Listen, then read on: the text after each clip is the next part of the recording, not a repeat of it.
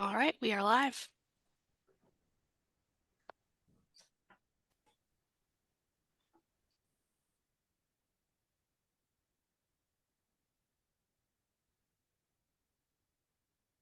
Or online to meeting number 25 of the Environmental Justice Council.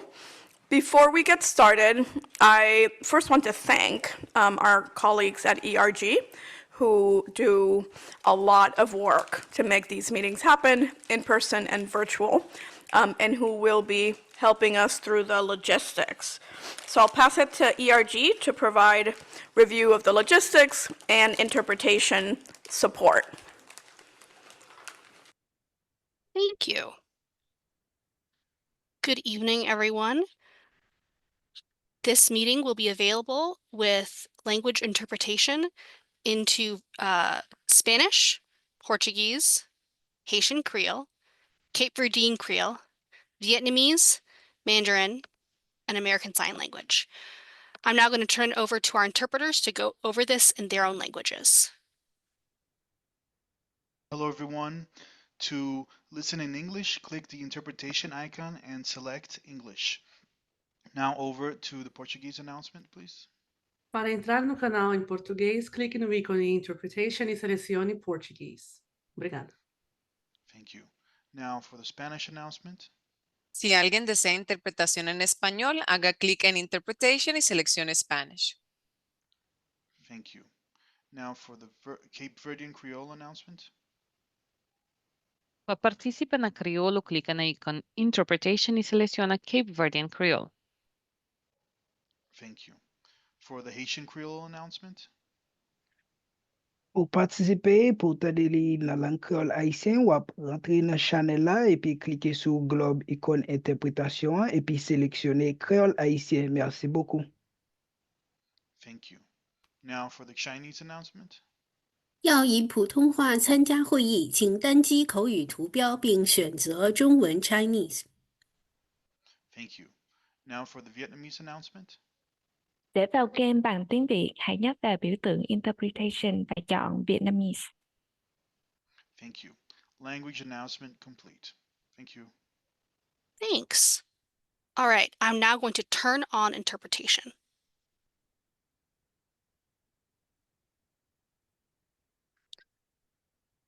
All right, everyone should have seen a little globe icon pop up on their Zoom control panel. If you are using ASL, our ASL interpreters will be spotlighting themselves during this meeting, and you should also be able to pin them to the top of your screen if you'd like. Attendees should use the interpretation channels indicated by the globe icon in their Zoom control panel to select your preferred language. English speakers should select English so they can hear any translated comments. If you are a virtual attendee and would like to use telephone audio for this meeting, please click on the small arrow next to the audio icon, select Switch to Phone Audio, and follow the directions provided. Closed captions will be auto-generated. You should be able to turn on closed captions by clicking on the CC icon in your Zoom control panel. If you don't see the CC icon, or if you don't see the interpretation icon, click on More to the right of your Zoom control panel, indicated by 3 dots. A menu will pop up and closed captions should be there. Attendees can email meetings@erg.com, and I'll put that email address in the chat in a second, with any technical questions related to Zoom logistics. If you would like a translated version of the presentation slides, you can go to the Environmental Justice Council website. I will also put that link in the chat shortly. Please be aware that this meeting is being recorded and will later be available for viewing through the link that will be posted on the Environmental Justice website, in the same place that I will post. Attendees can submit questions in the Q&A box. If you would like to make a comment, we have time allotted during the public comment sessions. Please wait for this time to make comments. During the public comment sessions, you can raise your hand and wait to be called on if you'd like to make a verbal comment. If you're commenting in another language, please speak into your language channel and your interpreter will translate the comments into English. Or you may type a comment into the Q&A box and I will read it out loud. Please keep comments under 2 minutes to ensure everyone has the chance to speak. For all of our speakers tonight, please speak slowly to accommodate the interpreters. Please use simple language and minimize the use of acronyms. I would like to remind council members to only use the chat function for meeting logistics and for no other communication in accordance with open meeting law. We are also asking all council members to leave their cameras on for the whole meeting. That is it for logistics, so now I'm going to turn it back over to Maria Belen to go over the agenda and roll call. Thanks, Kessel, and thanks everyone for joining. I will go through the meeting agenda now. And yep, it's on the screen. So I'll go through the agenda, then we'll do roll call and approval of the minutes. After that, we have incorporated public comments at the beginning of the meeting and at the end of the meeting if time allows, so that folks don't have to wait until the end of the meeting to participate. So we'll have public comments after approving the minutes from the prior meeting. Then we'll go to our first topic, which is the EJ population and petition process that will be led by my colleague Caroline Lemoyne. Then we will go to the second topic, which is the grant management system, and our colleague Bill Hinckley is joining us to present on the new system and how it works. And then depending on time, if time allows, we will have the second portion of public comments and next steps before adjourning. Before getting started and doing roll call, are there any elected officials in the room or online?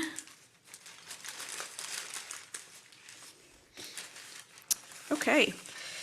So now I will pass it back to ERG to help with the roll call.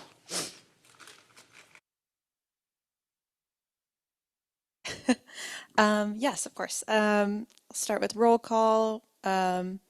Marcos Luna, Kalila Barnett, Lydia Lau. I thought Kalila was here. Sorry? Is Kalila not online? Kalila, are you online? I don't see Kalila. Okay, sorry, my bad. No worries. We imagination. have Lydia is here. Jen Salonetti. Present. Madeline Fraser Cook. Cheryl Hawley. Present. Caroline Hahn. Sophia Owen. Present. Paula Garcia. Present. Melissa Ferretti. Present. Patricia Spence. Here. Peter Matthey. Miles Gresham. Harleen Marwa. Present. And Maria Belen Power. Present. All right, so we have 10 members, which meets quorum. I did not plan this before, but I'm wondering, Harleen, would you, as our newest member of the EJ Council, would you want to just introduce yourself in a few seconds or a couple sentences of who you are? And yeah, just introduce yourself. Sure. Thank you so much. It's really a pleasure and an honor to be joining the council, and I look forward to working with everybody. My name is Harleen. I am a practicing pediatrician in Boston. My work sits at the intersection of climate justice and health equity, with a focus on the impact of kind of environmental changes on children's health, and perinatal health as well. So I really look forward to collaborating with you all.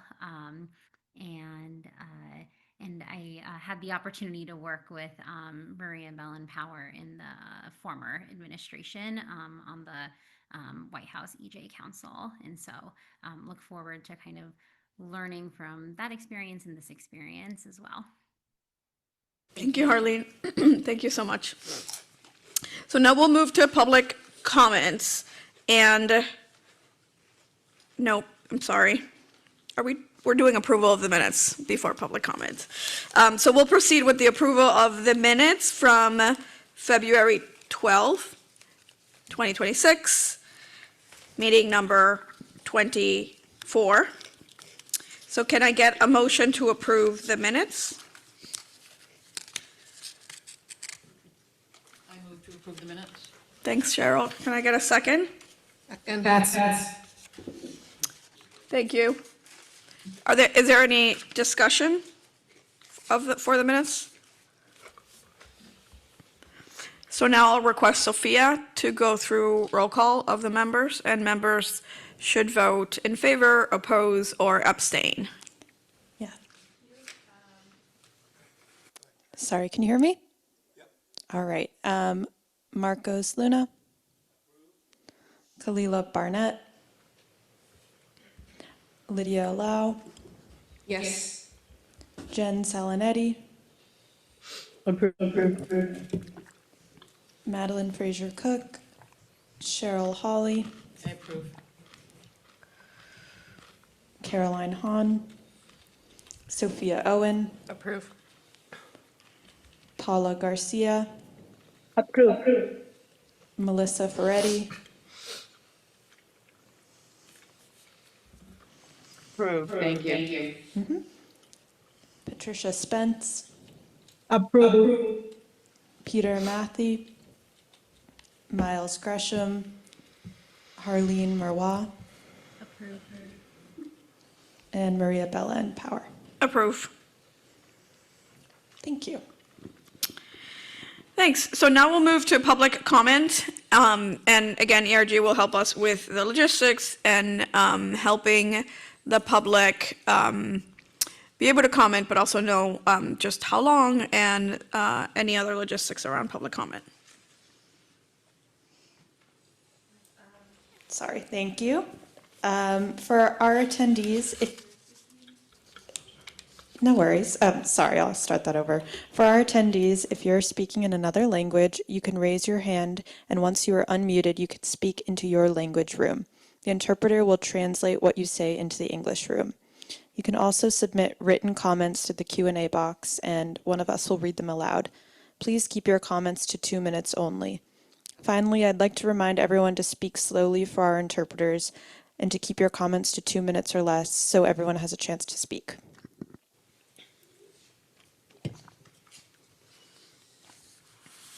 Is there anyone in person that would like to provide public comment?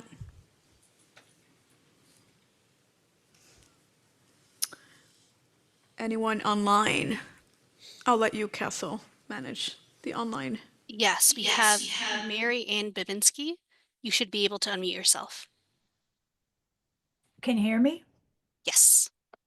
Hi, I'm Mary Ann Babinski. I'm from Westfield, Massachusetts, and was a former ward counselor here. And thank you for the chance to speak.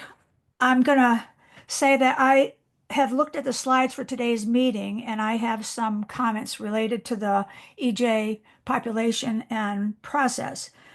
Actually, I can relate to many of the dates and events and the historical backstory that's on the agenda. It was a stroll down memory lane for me.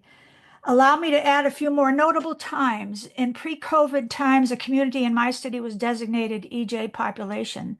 And then post-COVID, with the new census data, they lost that designation. In September 2023, I spoke to this council about the situation and was told that there was no process to handle that situation yet. In 2023 and 2024, several conversations took place over those years regarding the situation.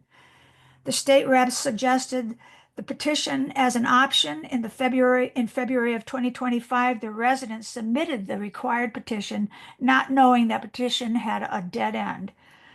More conversations over the year, but no process was in place to deal with it. In December 2025, I asked this council to add it to their next agenda. So here we are 4 months later, and the discussion begins. There are residents of my community who have waited several years and over a year since they submitted the required petition to have their EJ status reinstated. It has been 5 years since that petition option was actually offered in the EJ policy. The new rules and regulations for citing for CIA and for the mass enviro screen offer options to EJ communities. Therefore, having EJ status is critical, and creating this process, I should say, is actually critical for those communities. So now that I know that I, for one, am eager to learn how this petition process will be implemented. Know that I hope to hear that communities that had EJ status and lost it will be given priority consideration in getting that designation reinstated. I am thrilled that this is finally up for discussion and at this council. I thank you for putting it on the agenda, and let's go forward. Thank you very much. Anne, really appreciate it. Next, we have Catherine Rodriguez. You should be able to unmute yourself. Good evening. My name is Kathy Rodriguez. I'm from Taunton, Massachusetts. I come on just about every month. Recently, we met with you, Maria Berlin Power, and Jonathan Guzman and Carolyn. We went before the ZBA March 26 because of the concrete plan expansion. And it was pretty awful for us. I don't even know, the city of Taunton refuses to acknowledge that there is such a thing as environmental justice. You know, the ZBA on March 26 turned our neighborhood into a sacrifice zone. Despite our environmental justice designation, they issued a decision to expand a concrete plant while totally marginalizing us residents. So we're here to ask, what protection do we have? All I can tell you is there was no meaningful involvement. They heard from half a dozen of us with testimony. We gave them mounds and volumes of paper. They totally ignored us. They were scrolling on their phone. Also, there was no language access, zero. It was only in English. Half of the people who live in this neighborhood English is their second language. So they had no idea that there was even this meeting. And then over at our elderly disabled housing, which is right across the street from the concrete plant, they were totally erased. I thought they were sensitive receptions. They were never even notified of the hearing.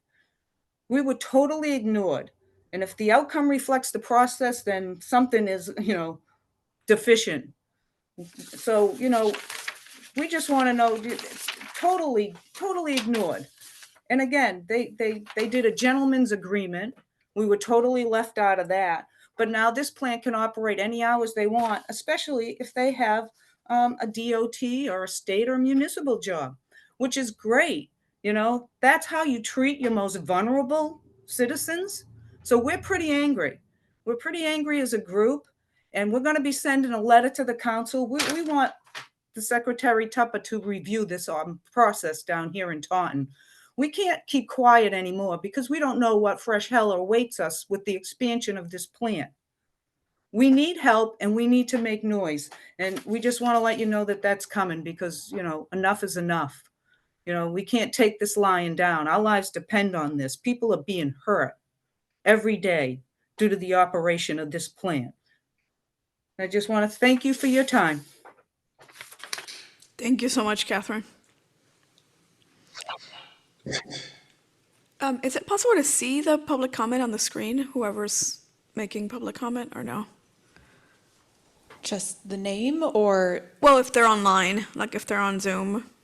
Yes, we have non-video participants hidden right now, but I can turn it back on if that's helpful.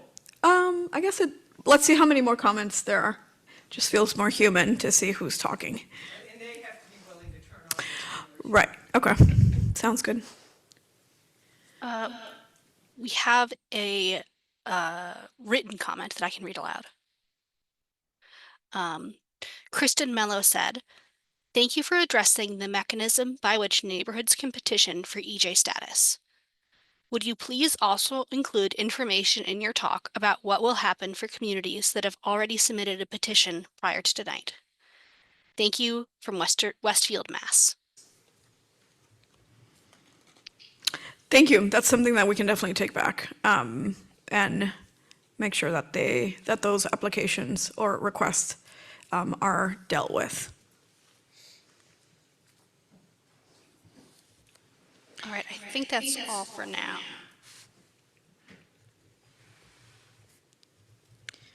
Okay.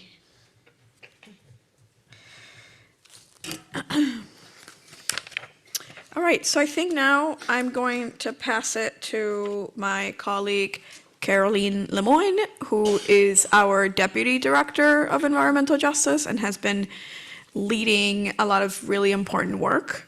And in this case, she will touch on the petition process that Marianne Bibinski and Kristen Mello mentioned for communities who are not designated as environmental justice. And I'll pass it to you, Caroline. Thank you, Undersecretary Power. Good evening, everyone. Council members.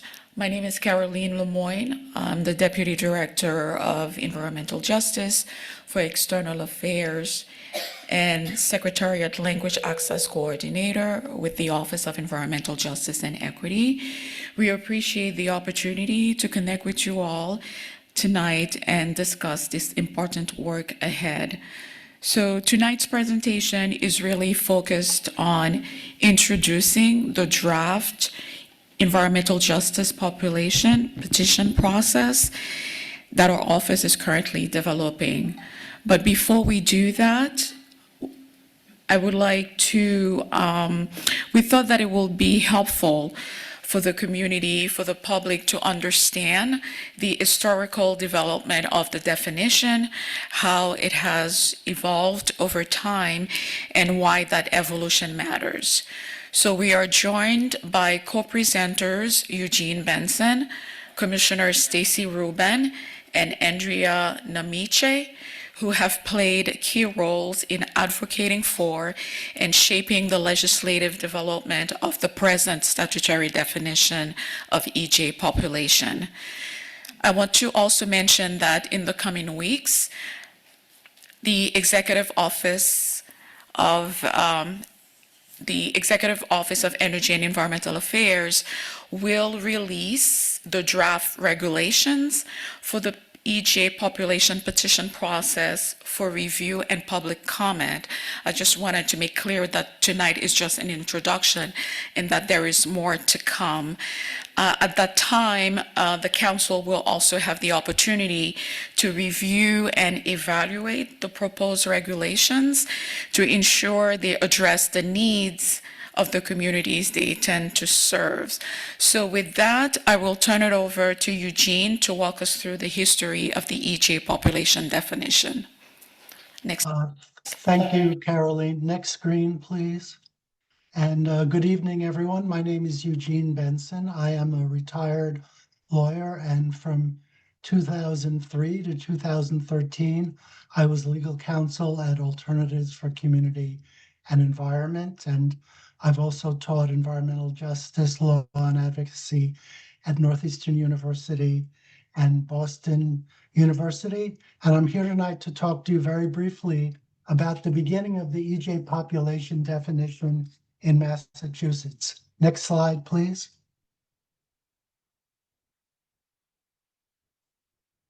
The EJ population definition initially was adopted with the environmental justice policy of the Executive Office of Environmental Affairs before it had energy added to its name.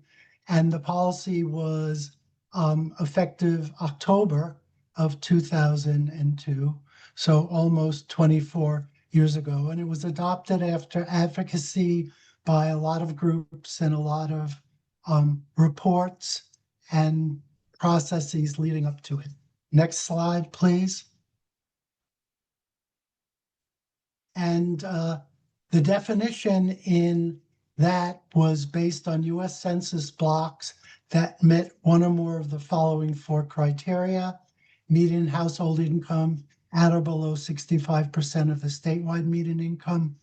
And I have a typo in the second bullet, should be 25% of the residents are minority, or 25% foreign born, or 25% of the residents lack English language proficiency. One or more of those criteria in a U.S. Census block were designated as an EJ population. It was based on the 2000 census, and a map was created showing which communities met which criteria.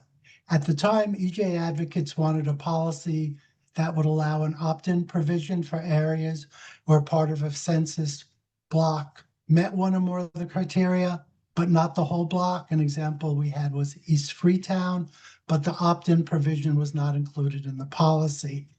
Next slide, please. And the rationale was pretty simple. They wanted the population neighborhoods to be those that encompass close or close proximity to many of the state's contaminated and abandoned sites and large sources of air emissions. So the definition that you saw on the previous slide was created through a lot of data review and consultations so that when it was finally adopted, it met the criteria in the first bullet. I will now turn this over to my former colleague, Commissioner Stacy Rubin. And next slide, please. Thank you, Jean Benson, and hello, everyone. So many wonderful people in one space tonight.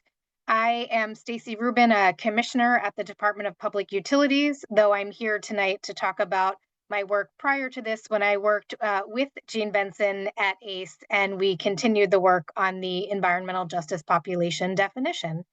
Next slide, please. So we heard about the 2002 environmental justice policy, and that specifically required a geographic information system or GIS map that identified the environmental justice populations. That map was based on 2000 US Census data, and it required an update every 10 years. So when I was at ACE in the early 2010s, the updated 2010 decennial census data was available. And at the time, we were co-convening a statewide coalition, and some of you were part of that, called the Massachusetts Environmental Justice Alliance.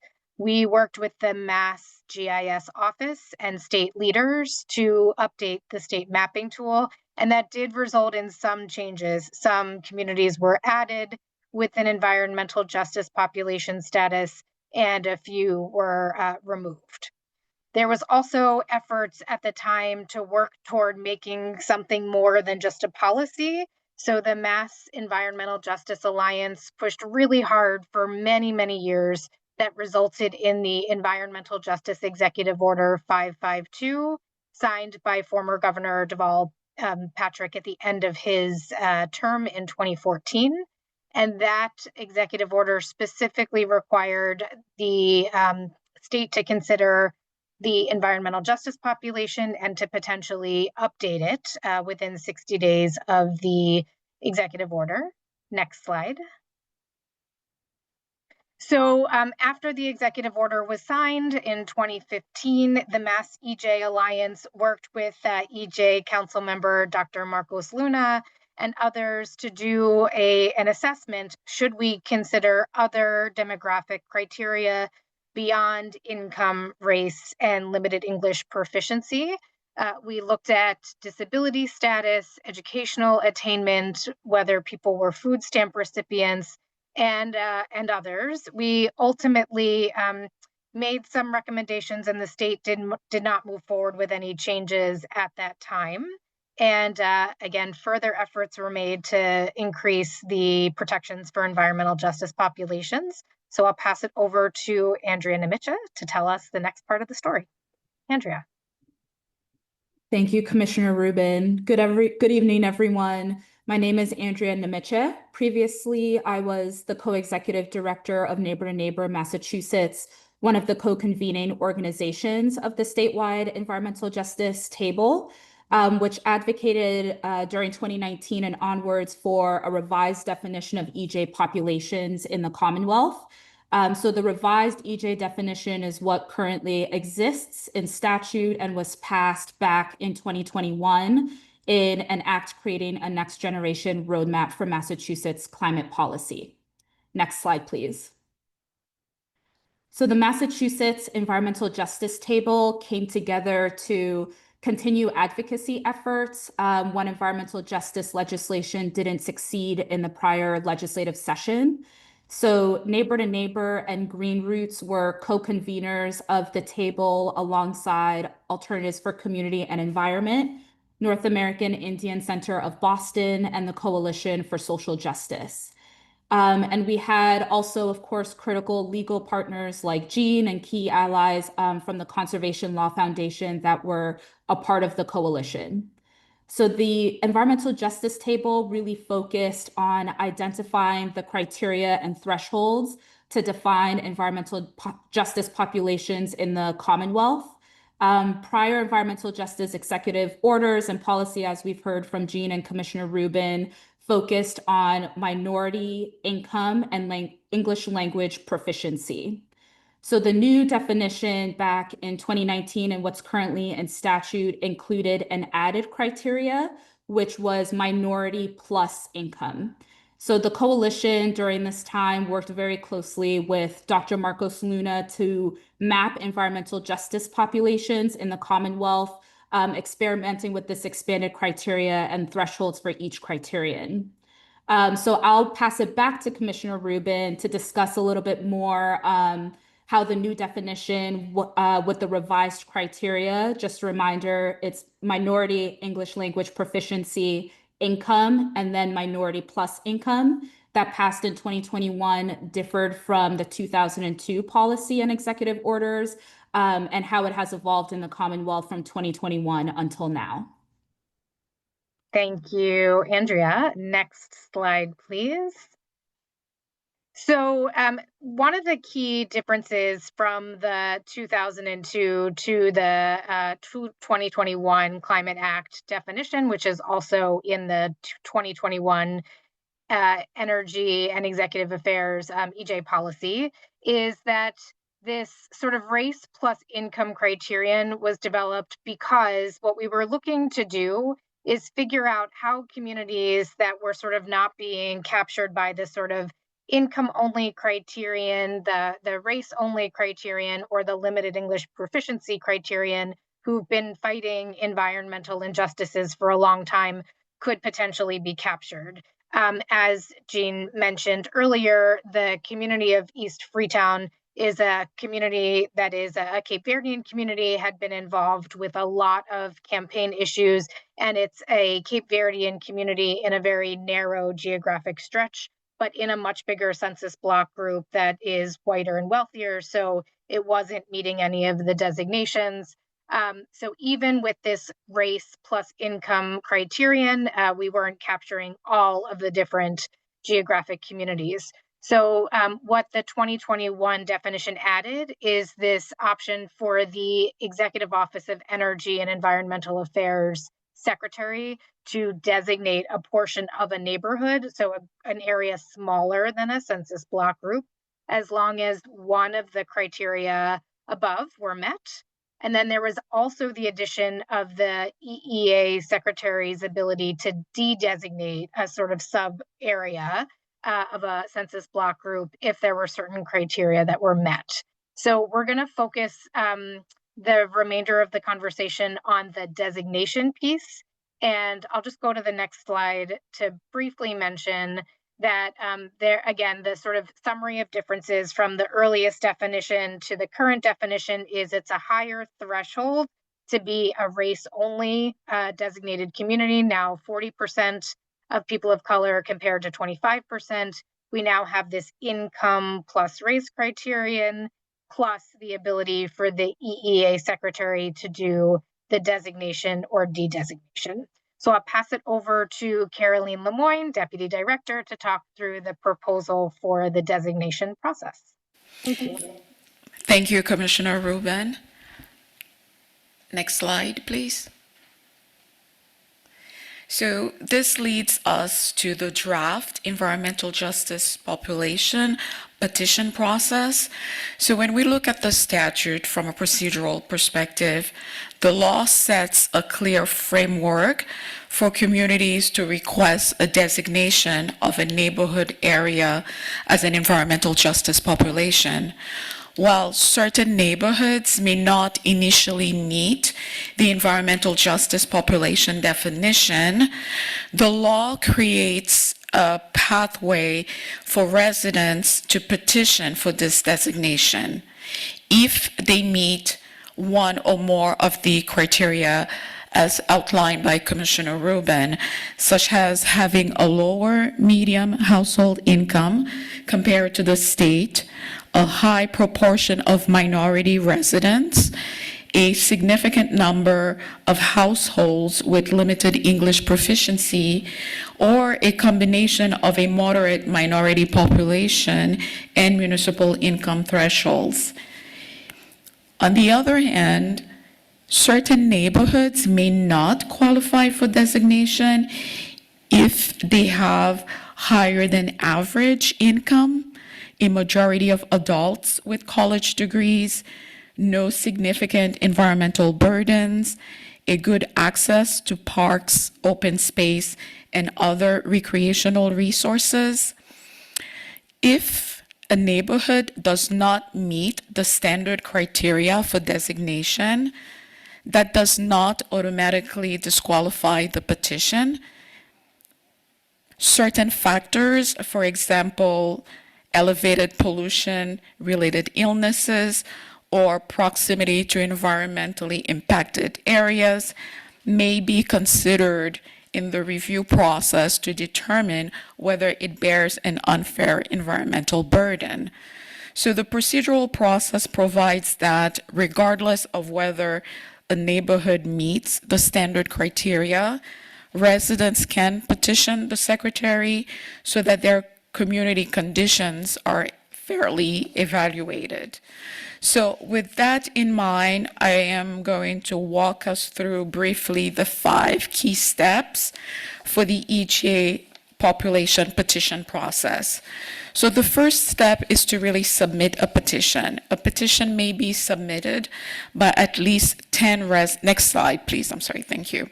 By at least 10 residents from the geographic area to seek designation as an environmental justice population. Once that initial step is complete, the next step is the Secretary's initial review, where the Secretary has 45 days to review whether the petition meets the threshold to proceed. If it does, the process moves forward. From there, the next step focuses on a public hearing convened by the Environmental Justice Council. That public hearing must be held within 5 miles of the geographic area. This ensures that community members who will be impacted by the decision can fairly participate easily and provide their input. Building on that, after the hearing, the Secretary will then evaluate all public comments and the Environmental Justice Council's recommendation to make an informed decision. Finally, the final process is the determination. So the process concludes with that final determination, where the Secretary will issue a final decision within 60 days of the public hearing. And this decision will be published in the Environmental Monitor for Public Access. I would like to mention also, if a petition is not approved, that's not the end of it all. Residents have the option to submit again after 1 year, which allows for updated information and changes in their neighborhood. So this is basically really what we have in place now for the petition process. So these proposed standards procedures are really designed to treat communities fairly and ensure all voices are heard. They balance public input with the expert review, promoting a decision-making process that is inclusive and accountable. So the goal is really to ensure a fair process for communities, particularly those facing disproportionate environmental impacts, to seek EJ population designation. So thank you all for listening. I would like to open the floor for public comments. If you have any questions for our presenters, please let us know. Also, I would like to invite you all to share your thoughts on this question. Kessel will also drop the question in the chat. We would like to get your input to hear from you. When we are evaluating a petition, what factors or evidence do you think should be considered to reflect your community's needs and environmental concerns? So we'll open it up to, so not to the public, but to the council members. Thank you. So we'll take questions or comments from council members. I have a question. Yes, How do you define neighborhood? I believe it's a census block group. Yeah, we will look at the census block group. Census, what? I believe it's a census block group. The census tract. No, census block group. Block group. So it's a Is that smaller than much tract? smaller area. Right. Yep.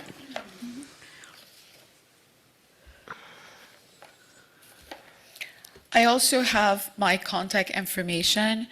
If the community or the public has questions, if you would like to submit comments, feel free to reach out to me by email. We also have our mailing address.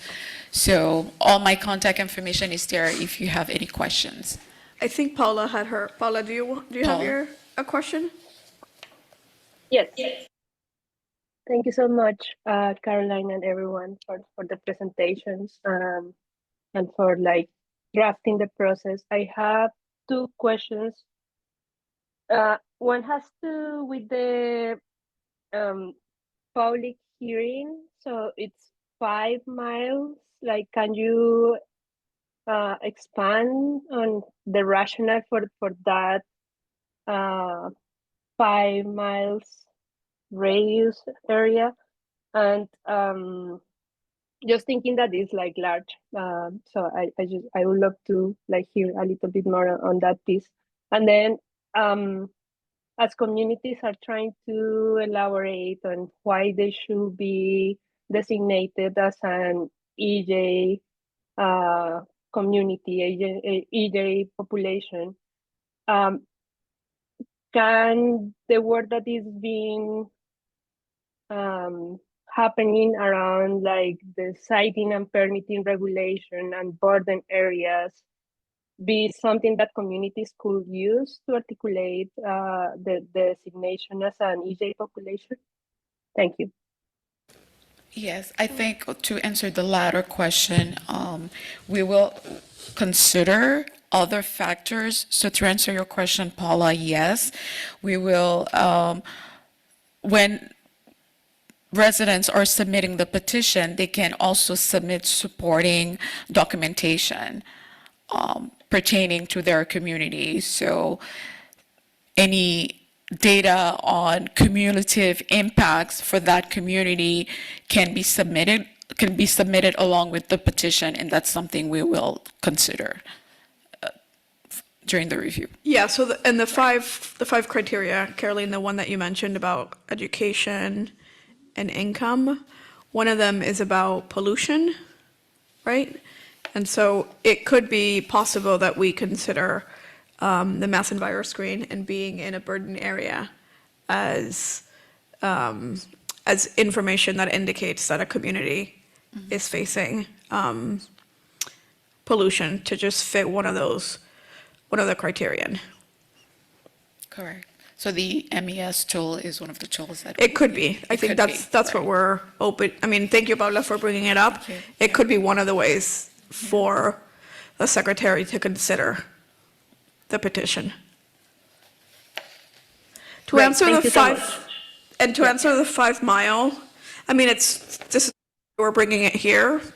If it feels too large or too small, should it be 1 mile from the census block group? I mean, we're sort of open to considering,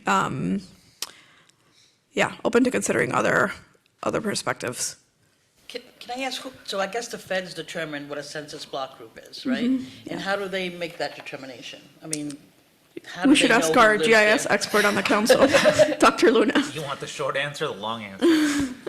It's essentially the census units are determined, they're tried to make them so they have the same number of people in them, and they're created at different sizes depending on how many people, how big an area you need to create in order to have that many people. So they should typically have, like, say, 2,500 to 3,000 people. So if you're in Boston, that could be a really small neighborhood block, but if you're out in Western Mass, it could be a larger area. And then they try to stick to roads and other natural boundaries to kind of create these little units. So the block group will vary on size depending on where you are in the state and how dense the population is. But a block group is like the second smallest unit that you can get for census data. That's a point to the 5 mile might be That's too big for, right, for central or western Mass, but. Right. I mean, in Western Mass, a group of people that big could be like half that portion of land. It doesn't make any sense. Yeah, in parts of Western Mass, a block group could be almost half of a town. But in downtown Boston, a block group could be like literally like a block of inside a neighborhood. I think some towns in Western Mass have like much less than what your census block group is. Even northern Worcester County or this Franklin County, I mean, it seems kind of unfair that we're using that. It works probably great on the east part of the state, but I mean, so what about the rest of us? So the census block groups, my understanding is, it's still area. So the areas might be smaller or bigger, but it still has about the same number of people. Within a range, yeah. Within a range. So maybe. Right, but so if you have a small town with people that don't have work and have a smoke factory right next to them, right? And it's like 200 of them, and then, 20 miles away, there's a bigger group of wealthy people. Let's see how that would disaffect the census block. They're in the same census block. Oh, they're in the same people, the rich people and poor people in the same Right. block group. Right, so if you have 15,000 wealthy, well-educated people, 200 that meet these criterias on the other end of the census block group, how does that help?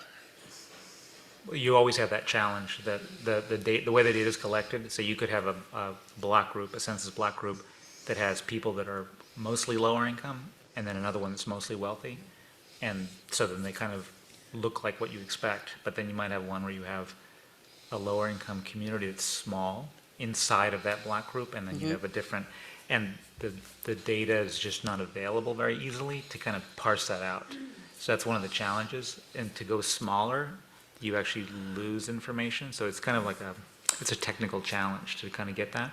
But it's open to, I would offer that maybe there's other ways of capturing that. So you could, if somebody says, this is not representing my community, it's something to consider. If the block group is not a good representation, then that should be something to be thinking about. Yep. Thank you. Sophia?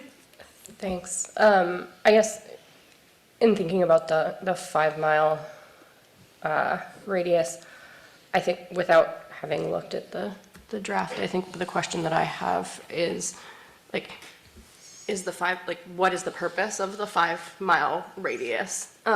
Is it to ensure, robust public comment? Is it because we're expecting that the areas that we're talking about are of that size? So I don't have an answer right now, but I think that's one question that I would be asking in terms of what the radius is. And I will just say, having worked very closely with the community that is in the situation that we're talking about, I think that, one, I'm really glad that there is a proposal that is on the table to move us toward progress here, and I know it is long overdue for many of the folks, including those we heard from in Westfield.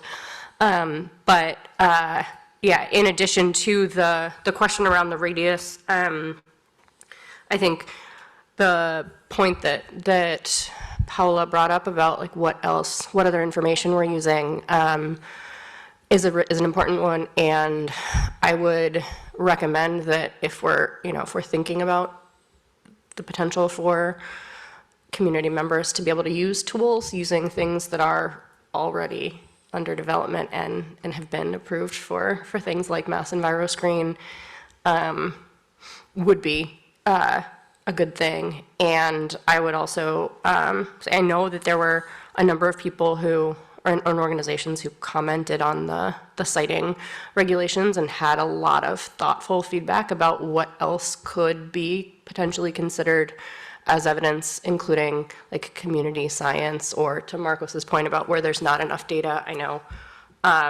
like in Indigenous communities, that's one place where sometimes people aren't counted appropriately in terms of data. So being able to bring in lived experience and some of the, less, not the like, I guess I'm just thinking about situations where it's like it has to be up to the federal standard for data quality control. Like I would rather see something less stringent and allow for more lived experience and ease for residents to be able to make arguments or make their case and then have that be assessed. And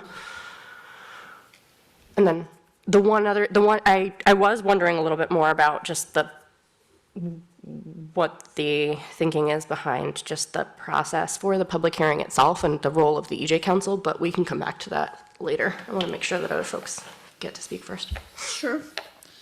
Thank you. Thank you. Lydia has her hand up. We see Lydia. I see Lydia.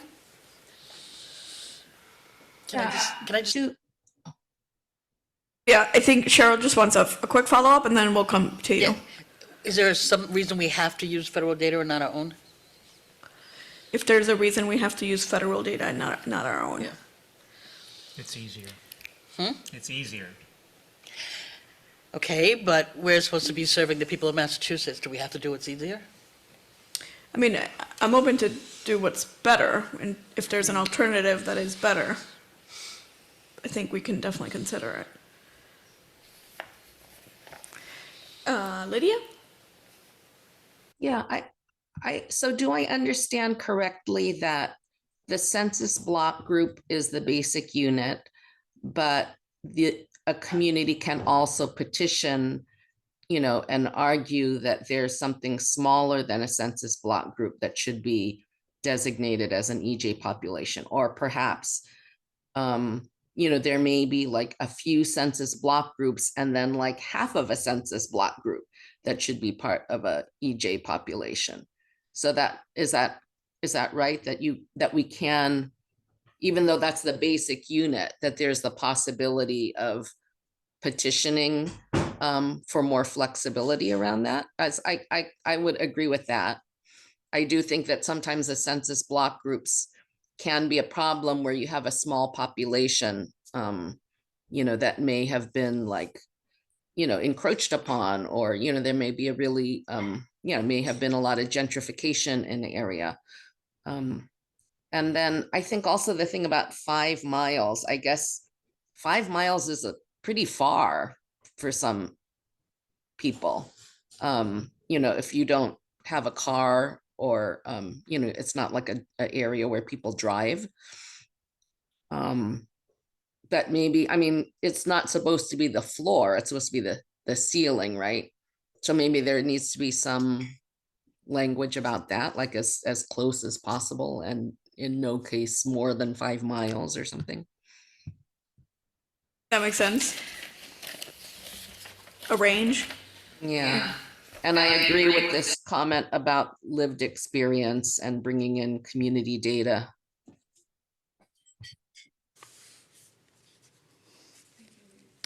Thank you, Lydia. We'll take that under advisement. Thank you. One last thing. Yeah. So this is kind of thinking down the line. The for the EJ population right now, it's periodically updated when new data becomes available from the census. So when that new data becomes available, the maps are at some point updated, and so that can change which communities qualify as an EJ population, which is, I think, what others have brought up before too. So I think one thing that would be helpful maybe for this process would be to decide how to handle that, because if all the other data is changing, what happens to those communities that get designated, under these unique circumstances? Like, do we reevaluate that? How do we reapproach that so it's sort of, fair? But it's just a process question along the way. So how to evaluate areas that have been designated on data that is not updated, Or not standard. not standard data Yeah. like the census. Right. Yeah, not everybody fills out that census form. We try to. Not everybody does, yeah. Not everybody does. Yeah.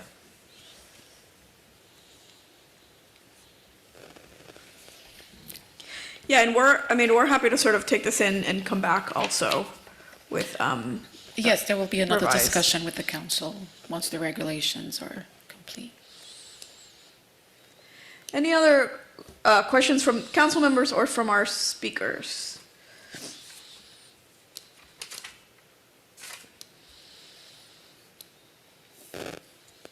Okay. Great, thank you. Thank you, Caroline. All right. So now we're going to go to our next presentation, which is the new grant management system at EEA. And we are joined by my colleague, Bill Hinckley, who has been leading the development and rollout of our new grant management system. So he will present an overview of the system, highlight the key features, and what this transition means for our teams and our partners moving forward. So I'll pass it to you, Bill. And thank you so much for taking the time. Thank you very much, Undersecretary, and thank you for having me. And so my name is Bill Hinckley, and I'm with the Executive Office of Energy and Environmental Affairs, and hope to present some information tonight about our new grants management system.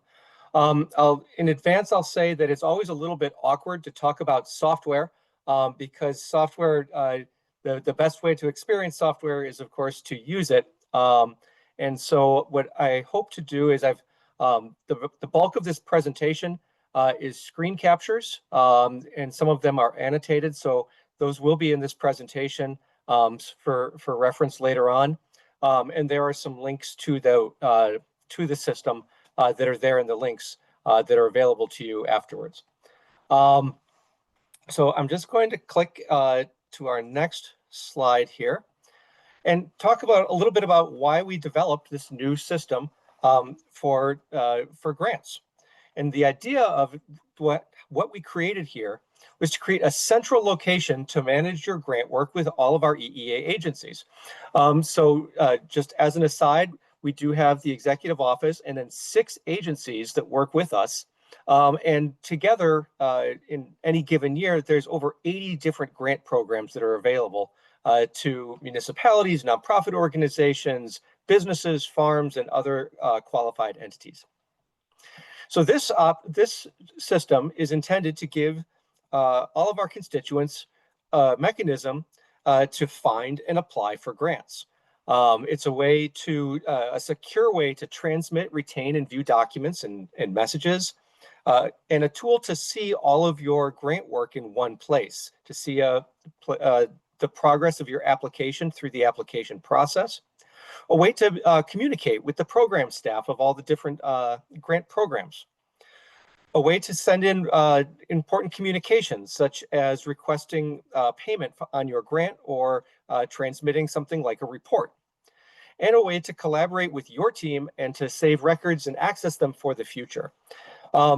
Before I move on, so the idea here really was, and I've been with the EEA since 2007, in which time we've moved from collecting, and some of you may remember,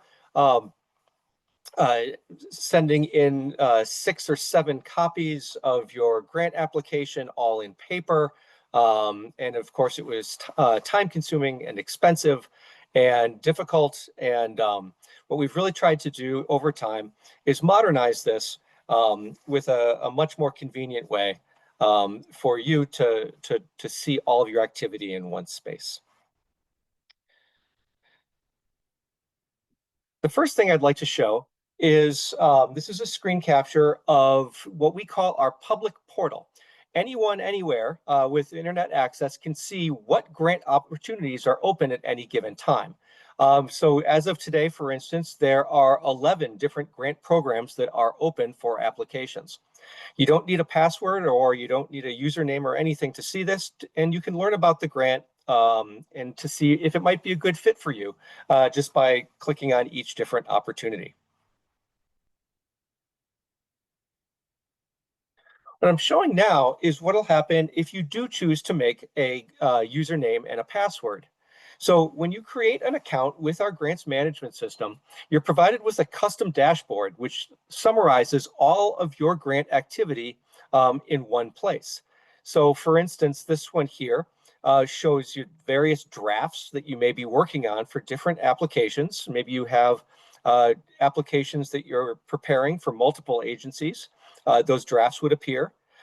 Any grants that you may have changed your mind and withdrawn, or maybe you decided not to submit that grant, that information is still there for you if you want to go back and maybe copy and paste for next year's application. And then finally, it shows you all of your different grant applications and where they are in the different life cycle of the grant. From the time that you have applied to the grant, when it's under evaluation by the program team, when it is in the contracting phase, when it is active and your work is underway, and then finally those that are closed. And you'll be able to see those for according to the Secretary of State's document retention guidelines. So for an awarded grant, this will be available for at least 7 years after the last payment of the grant. And for a non-awarded grant, it'll still be there for at least 3 years after the deadline. So this information will all be available to you for your future reference. I'm going to go to the next slide and just zero in a little bit about the draft applications and the different tools that are there. So there's a yellow bar on this that is what we call the My Applications page. And this provides you some information about the applications that you have in process. When it goes from the draft to a submitted application, it goes down into the next section, which is I guess we sort of consider it a Post-it note, and it just moves from column to column as it proceeds through the grant process. If you wish to look at a grant and maybe even consider an application, you'll simply click on the link for the grant. And if you can see any information that'll have there that's been provided by the grant team, and then if you are interested in applying for the grant, you would just simply start the grant application.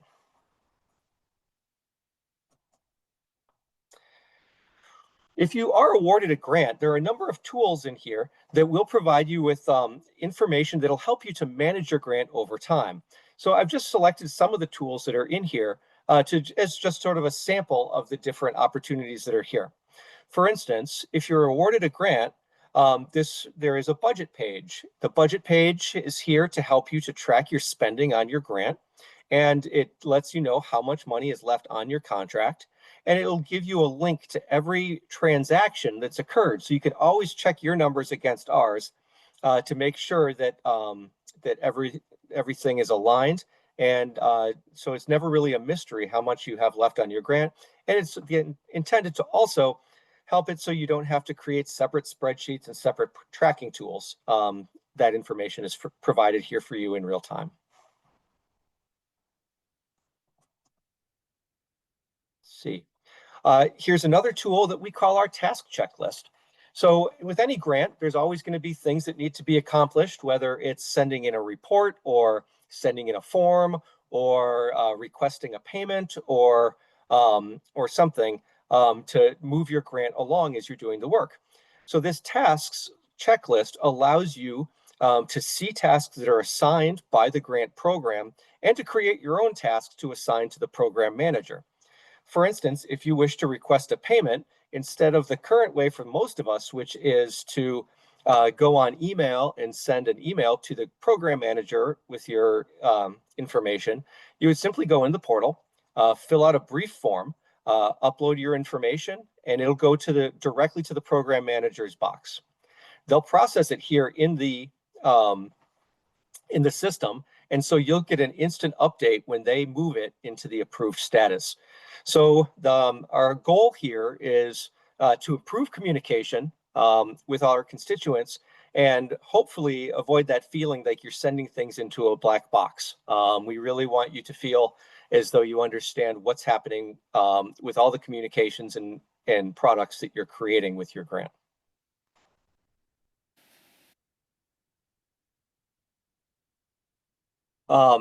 We also provide a document library.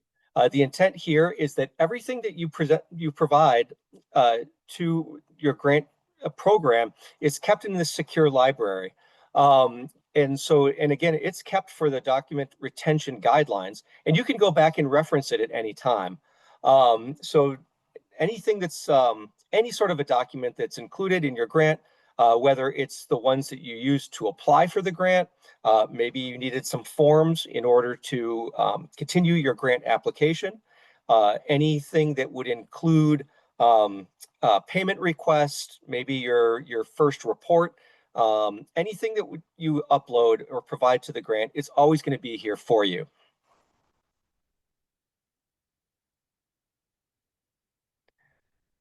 The system also has a way to view and sign your grant contract. So in the contract information tab, the contract will be visible, and it'll be visible and updated each time a new signature is applied. So your program manager can send you your contract. It'll provide you a tool to sign the grant if you wish to do that digitally or with an ink signature, and upload it. And when you upload it, it goes directly back to the EEA fiscal team. And then they'll sign it, and you'll always have a sense of who's got your contract and when. So you'll always have a sense of, did this fall out of view, and just to make sure that everyone is on the same page. So you'll be able to see this at any time along with the status of your grant. We also have this tool that we call the audit trail. And this provides you with the information on everything that happened on your grant. If you look closely at this, you'll see that all of the transactions are under my name because this is for a training grant. However, in the real world, each person that made a change or provided a service or did anything on your grant would be date stamped and time stamped and linked to the user. And so that way, you'll always have a sense of what happened, including when your payments were received, when your payments were processed, that your reports were received and approved, or even if the user that's the primary contact on your grant has changed, everything will be here for you and recorded.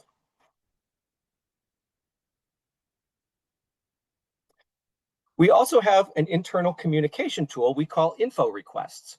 And what this does is it provides a little, I guess you could call it a discussion thread that's attached to your grant. What's really handy about this is that over time, sometimes people come and go from organizations, people come and go from government agencies, but this is going to be actually attached to the grant record. And this discussion is saved for that entire document retention time. So if 10 years from now, you need to come back and try to understand, say, what happened on this grant, well, it's real hard to go back into someone's email from many years ago. However, this thread is still going to be there for you. And so this is certainly available as an additional tool.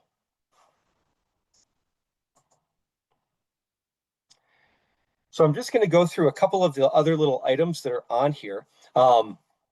And so this is where you would browse and apply. Look, this is again back to your user dashboard. Any grant that is currently open for applications would appear here, and you could click on them, learn more, or apply. To actually get a profile in order to access the system, we use a tool called MyMassGov. Now, MyMassGov helps you to access about 30 different state services all across state government with the same username and password. So you may already be using it for other purposes within your organization. So if that's the case, no new password or username is required. if you do wish to join and you don't have a password, it's very important to make sure that you use the business side of this. The MyMassGov for personal use is also available, and it helps an individual user to access a number of state services for their own personal needs and services that they may wish to access. So for our purposes, we use the business side. I'm just going to go through briefly the process of creating an account. You'll use the mass.gov. You'll just walk right through it. And I'm mostly just going through here. So if you do need to go back and reference these slides, it'll give a little bit of context. You'll simply make a business account. It'll ask for your username to create a username, a password, and a multi-factor authentication, such as a cell phone or an authenticator app. You'll then select the grants management system and log in as a business, municipal, nonprofit entity. When you do that, we're going to ask a little bit of information about you to make sure we put you in the right place. And so we're going to ask that you update your profile by following a link. It'll ask you for some information, such as the organization that you represent, to validate that your email is correct, your phone number, and what you wish to do in the grant management system. For most folks, they want to apply for grants, and we call that role the grantee. We'll ask your address to make sure that that's correct, and then we'll just have you update your profile. You'll get this little message while we validate your profile. It's usually done within 24 hours. So there's a couple of other little things that I wish to bring up here. With the grants management system, it is terribly important that any applications are started and submitted by the entity that would ultimately hold the contract with your state agency. Now, we do allow for roles such as consultants and partners, but we do need to have a single lead applicant. And so the applications do need to come for all of our programs from the lead applicant.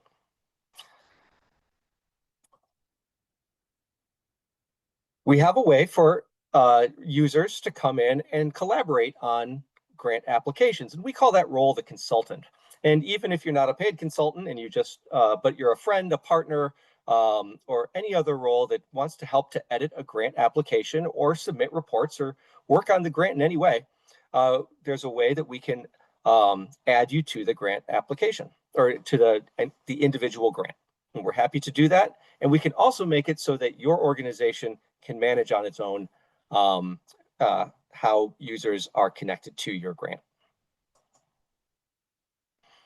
This just indicates how this consultant role would work alongside your grantee role. So it's perfectly possible and in many ways encouraged. So if you are working on your own grants for your own organization and also helping out another organization, you can do both of those from the same window. By selecting the different tabs. So again, we can certainly add anyone to your organization, or we can add different users in different ways. Right now, we're still using the ECO one-stop email, but and you're certainly welcome to use that. That's monitored by a number of people, and we can make sure that any requests are addressed. We're going to probably get our own email, but in the short term, certainly welcome to contact us at this email for any sort of questions about the grants management system. In some of our cases, I just want to note that if you are using multiple people, the system does only allow one person to work at a time. So we just want to make sure that nobody's work gets overwritten. So I'll stop here. And for our moderators or Undersecretary Power, I don't know if you wish for me to take questions or you wish to go on with your public comment. Yeah, well, I think we'll take questions. So thank you, Bill, so much. This is a new system, and part of the hope here is to make things as transparent as possible. There are many grants that I think it's important for the council to know, but also for the public to know that these grants are available. And so this is a very important tool to have access to those grants. So I'll open it up to questions from the council. Yeah, go ahead, Sophia. This is great. I was wondering, I know there was mention of this being for the secretariat-wide. Does this include things like the intervenor support grants for DPU? Because that's, in my mind, that's kind of separate because it's a part of a specific proceeding, but was just curious if that's included here or not. Yeah, I don't even know if Commissioner Rubin is still on, but no, I am. The intervenor support is not a grant program. That would be on this. Okay. I guess as this is being rolled out and in terms of the like public facing stuff, I think if there are limitations around that kind of thing, having that made explicit for folks will be really important. And then the other question that I had was just about accessibility in terms of folks with screen readers or, you know, needing other like that kind of accommodation. Is this going to be something that works for folks with disabilities? Bill, do you have? Yeah. I can just, so this has been tested for screen reader capability by the Executive Office of Technology Services. It's the statewide technology secretariat. And so it is intended to be screen reader compatible, and it does zoom up to 400%. So the intent is that we need to be compliant with all of our accessibility standards statewide. Thank you. Thanks, Sophia. And thanks, Bill. Jen, I see your hand. Hi, yeah, thank you. This is very exciting. I'm looking forward to putting this into practice. And there's a few things that I was thinking about. In addition to the disability access, I'm curious about language access for this platform. So it's intended to be utilized by the translate feature in a browser. Still working on making sure that it's fully compatible with that, but that's what our intention upon developing it was to be utilized with that feature. Great. Okay. Thank you. And can you save and return back to a grant, or does it automatically save and bring you back to where you left off? So you can save and you can exit and you can return to your work anytime up until the deadline for the grant. And those will be available in the drafts.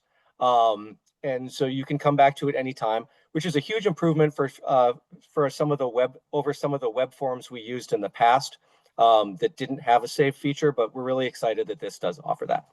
That is very exciting, being someone that has lost all that information before. Is there a way to view the whole application and perhaps download it so that it can be workshopped outside of the portal and then, you know, copy and paste it back in? There will be, hopefully, on Monday. So the intent is that a user can download a PDF file of any grant application, and it will be blank. And so you can download a blank application, and again, you can look at the questions offline, consider your responses, and then add those later. Fantastic. And that will be available in multiple languages as well? Yep. So that'll be up there. And what it's going to do is it's actually going to generate that immediately. So when you push the button, it's going to generate what it sees. So that's exciting. One last question. The you have that task list that you were mentioning. Are there notifications, or is there a way to enable notifications within that part? So the system will do certain notifications if the program manager. So basically, we're still working. Again, this is sort of a work in progress. So right now, if the program manager sets it up, for instance, let's say your first quarter report is due on a given date, they can set up automatic notifications to let all of their users know that something is coming due. We're hoping to expand on all of the notifications a little bit, but in the short term, it's a little bit limited. But there are notifications that go to the user on certain occasions. So when your grant has been submitted, there's an auto-generated email to the user. When your grant goes under evaluation, so which is to say it's being read, you'll get a notification. If your grant is approved or declined. And then again, if there are certain items that are requirements for the grant that are due. And also, I think you get them if your deliverable, whether it's a report or a request for funding, has been received. So there's a handful of these that go out from the auto generator. Great. Thank you so much. Thanks, Jen, and thanks, Bill. Harleen? Yeah, thank you so much for this presentation and for sharing some information about the portal. I think one of the things that I really appreciated about it was once you're in the portal, or in the application system, there's that messaging portal where it seems pretty user-friendly on how to reach out and get assistance if needed. My question is, before you're in the system and in the portal, when you're actually at the stage where you're setting up your user, if folks have questions at that stage, they're not actually in the system yet. So who do they reach out to and how do they contact them? And is that information on that page? It might have just been a zoomed in screenshot, but how do they get that information? Yep. So on that page, on that page at the top left corner, there's a button that says help. And from the help screen, there are a couple different items that are available to anyone. The first one is a user guide if you're that type of a learner. There's an email address, and there's also access to the EEA service desk, which handles a number of different applications. So users can call or email the service desk, and they'll eventually get routed to me probably. Great, thank you.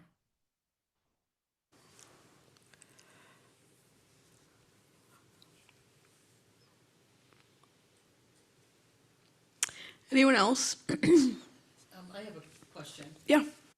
I did get to use this. I forgot when, last month must have been. So I think I heard you say you could download a blank application, but what about draft? I tried everything I could. I couldn't download a draft. Is that going to be there on Monday as well, that ability? Yep. That's a new feature that the download your own at any time during your application and download a blank are hopefully going to be up available Monday, if not this Monday, maybe next Monday. But that is a new feature that we are going to be pushing out. Okay, thank you.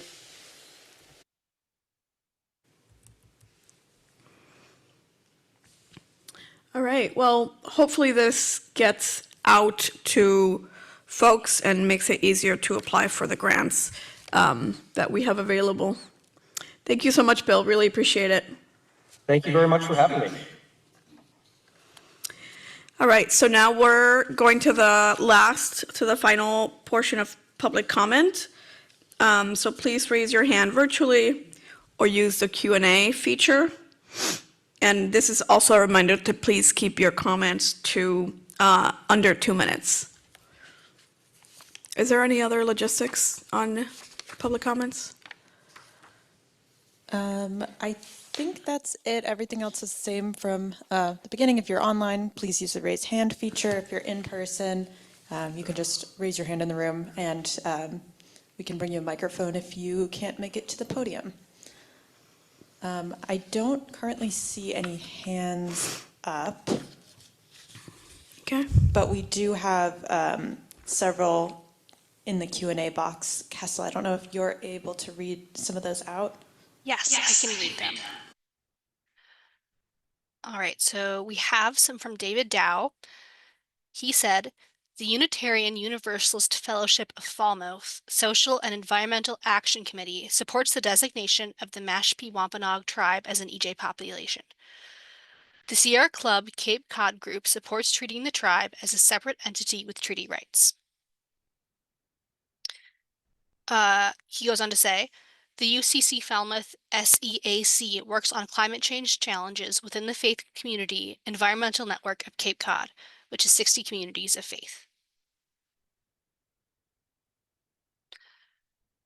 EJ populations in the Waquiote, I apologize if I mispronounced that, Bay watershed on Cape Cod face environmental stressors, climate change, nutrient pollution from septic systems, toxic chemicals, including methylmercury, PFAS, micro and nanoplastics, etc., overfishing, EJ, and lack of affordable/attainable housing for service workers, etc. Some of these stresses are addressed in the headquarters, quote, again, I apologize, Bay Watershed Ecological Risk Assessment Report that was released in 2004. David Dow also said, I submitted personal comments to the U.S. Army Corps of Engineers on their Cape Cod Canal Master Plan, requesting input from Massachusetts EFC and Sierra Club Cape Cod groups. Group comments in Bourne and Sagamore Bridge replacement and natural gas pipe expansion, which will increase housing on a currently natural landscape. UUC SEAC will have a series of Zoom webinars on May on this challenge. And then Kristen Mello asked, I believe this is about the petition, EJ petitions. Does the Heritage Residents Association in Westfield need to reapply? Their petition was submitted in February 2025. So I don't think we have a clear answer on whether they have to reapply. We would try to work so that they don't have to reapply, but I can't say for sure since the process is not final yet. But thank you for the other comments, Kessel. And we had one more just come in from Wig Zamore. Will you entertain grant applications focused on ultrafine particles and transportation-related noise? I mean, I think it depends on the grant opportunity and what is the scope that is available, that is part of that grant application. I'm actually not sure. I think Bill talked about a couple that are live right now, but I guess I would encourage you to go on the system, on the grant management system, and see what are the grant applications, grant opportunities that are open right now. Thank you. And Mary Ann Babinski has raised her hand. You should be able to unmute yourself. All right, thank you. I don't type that fast, so I just heard that comment, and I strongly hope that the Heritage Park people do not have to reapply. It's been over a year since they sent that in. They were following what was written into the EJ policy, which granted them the opportunity to petition the state. But that's the bottom line. The other rules, the process wasn't in place. That's why it couldn't go forward. So they have done the first step. So I think that should be good. Thank you. Thank you, Marianne.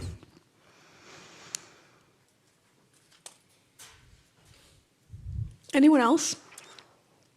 I don't see any more hands, and there's no new questions in the Q&A or comments. Okay. Well, thanks, everyone. I did just want to make an announcement. As a result of the energy supply executive order that the governor signed in March of this year, the Office of Environmental Justice and Equity will be leading a process with the climate team to develop frameworks and models for community microgrids and quantifying energy benefits. So we'll provide more information at the next meeting, but if you are interested in the topics, please feel free to reach out to me in the meantime. On that, yeah. Can we get a briefing for the council just on the executive order and what's coming? Sure. Yeah, I'm happy to work on that for the next meeting. Yeah. Or in between if that's allowed. Just so we don't have to wait. Yeah. Not if there's quorum. Okay. So I guess maybe, why don't I'll check in with the EJ council members to see who's interested in a briefing. Yeah, I know we did things in between around some of the governor's legislative part, like the bond bill, I think. Anyway, whatever. We could also logistics are. convene a meeting before, Yeah. of the council before then. Whatever it has to be. I would hate to wait till the next meeting and not have folks have information we might want and need. Sure, that makes sense. Thank you. Yeah, and our next meeting is in Amherst on June 11th, but there might be a meeting before. So as a reminder to everyone, please complete the evaluation question at the end of the Zoom webinar. And can I get a motion to adjourn? Pat Spence makes a motion to adjourn. Thank you, Pat. Can I get a second? Melissa Ferretti, second. Thanks, Melissa. Any discussion? So I'll request Kessel to do the roll call for members to vote to adjourn. Yeah, I can. All right, so roll call to adjourn. Marcos Luna, Kalila Barnett, Lydia Lau. Yes. Jen Salonetti, Yes. Madeline Fraser Cook, Cheryl Hawley, Yes. Caroline Hahn, Sophia Owen, Yes. Paula Garcia, Yes. Melissa Ferretti, Yes. Patricia Spence, Yes. Peter Matthey, Miles Gresham, Harleen Marois, Yes. and Maria Belen Power. Yes. So the time is 8:02 and the meeting is officially adjourned. Thanks, everyone. Thank you.